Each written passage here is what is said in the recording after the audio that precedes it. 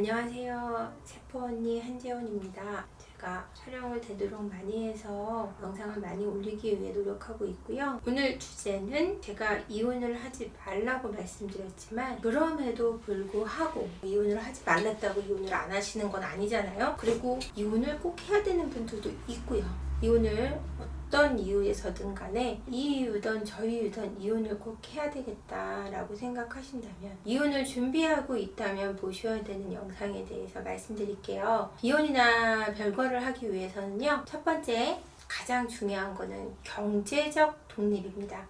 근데 경제적 독립에 앞서서 정서적인, 정신적인 독립이 이루어져야 되고요. 법적인 상식에 대해서 알고 계셔야 돼요. 이 세 가지가 중요한데요.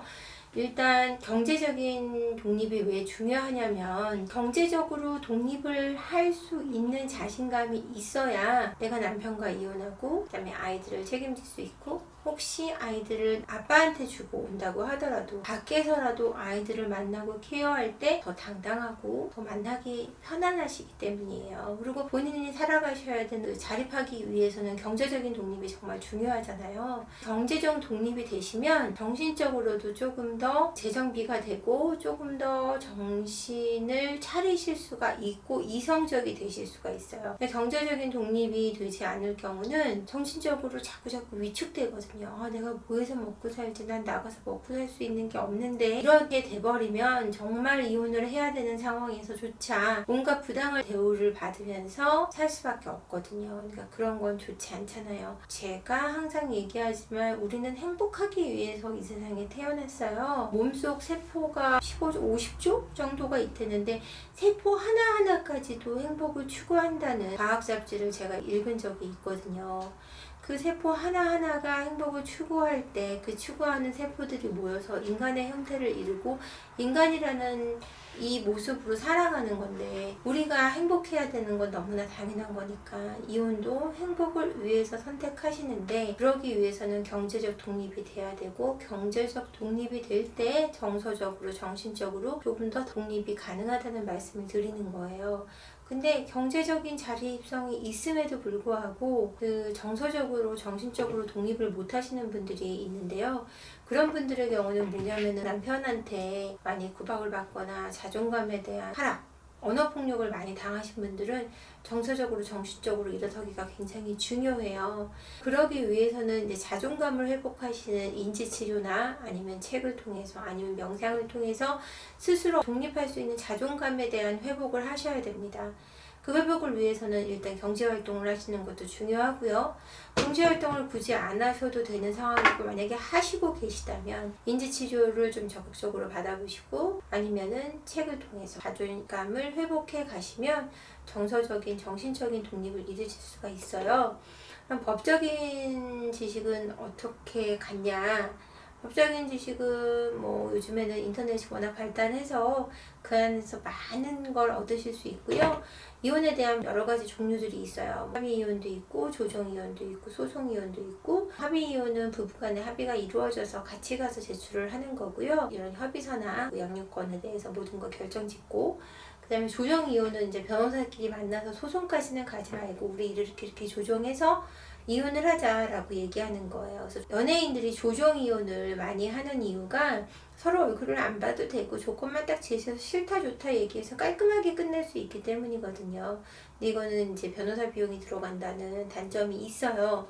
하지만 변호사 비용이나 이런 부분에 대해서 부담이 없으시다면 불편하지 않게 얼굴 보지 않고 조정 이혼을 하시는 쪽을 권해드리고 싶어요. 소송 이혼은 저는 되도록이면 권하고 싶지 않은데요. 소송 이혼은 정말 인간의 바닥의 끝을 보신다고 생각하시면 됩니다. 서로 진짜 못할 말, 안 할 말 다 해가면서 이기기 위해서 온갖 노력을 다해야 되고요. 이번에는 넷플릭스에서 하고 있는 결혼 이야기라는 이혼을 하는 과정의 영화를 보면 남자가 아이를 픽업하러 왔을 때 카시트를 제대로 이렇게 장착하지 않았던 것도 소송에서 제기를 합니다. 그 양육권을 갖기 위해서. 그러니까 살면서 했던 조그마한 실수까지도 거기서는 굉장히 크게 부각시켜서 책임감 없는 사람을 만드는데, 그런 일을 당할 때 무너지는 가슴은, 곧 내가 그동안 믿고 살아온 내 아내나 남편한테 그런 일을 당할 때는요, 그게 정말 영혼까지 손상되는 느낌을 받거든요. 그래서 되도록이면 조정 쪽으로, 그리고 협의 이혼 쪽으로 가시는 걸 저는 권해드리고 싶어요. 이혼을 하신다면 이 세 가지에 대한 점을 좀 잘 고려하셔서 이혼을 준비하시고요. 차근차근 이성적으로 이혼을 하셔야지, 감정적인 상태에서 이혼하시면 안 됩니다.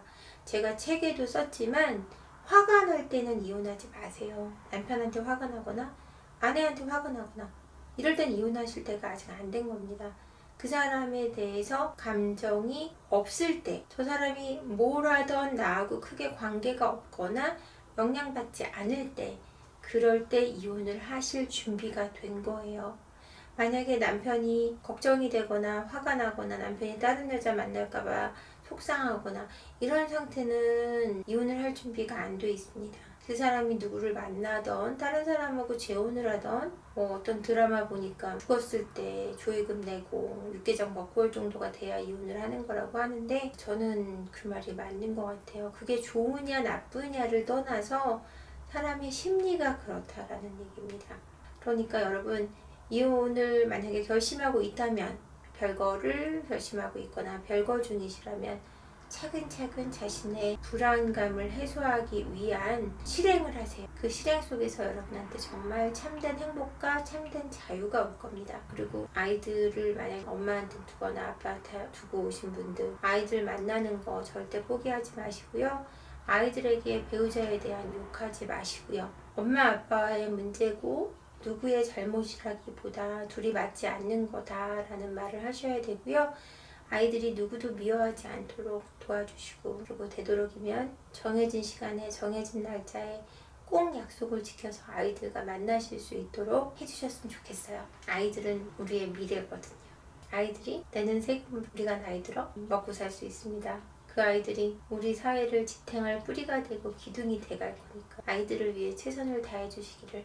이혼을 준비하고 계시다고 해도, 이혼을 하신 분들이라고 해도 아이들에 대한 사랑과 책임은 포기하지 않기를 바라면서 이 영상은 여기서 마칠게요. 끝까지 들어주셔서 고맙습니다. 참, 구독과 좋아요를 좀 눌러주시면 감사하겠습니다. 고맙습니다.